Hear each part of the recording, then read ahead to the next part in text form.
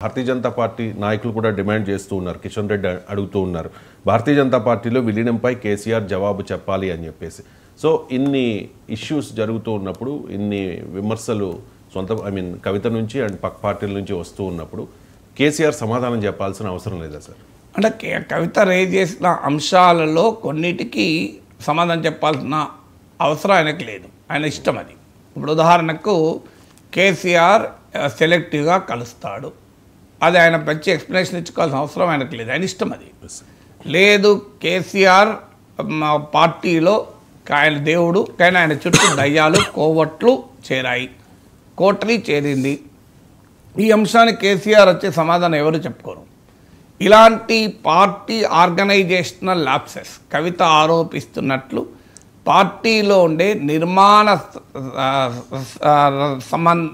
సంబంధిత విమర్శలు ఉన్నాయి. కేసీఆర్ స్వభావము శైలికి సంబంధించిన విమర్శలు ఉన్నాయి.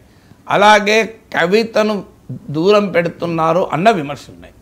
ఈ మూడిటికి బయటికి వచ్చి సమాధానం చెప్పడము చెప్పకపోవడం అనేది ఆయన ఇష్టం, ఆయన పార్టీ ఇష్టం. కానీ కవిత పొలిటికల్ అంశాలు కూడా రైజ్ చేసింది. ఈ పొలిటికల్ అంశాలకు మాత్రం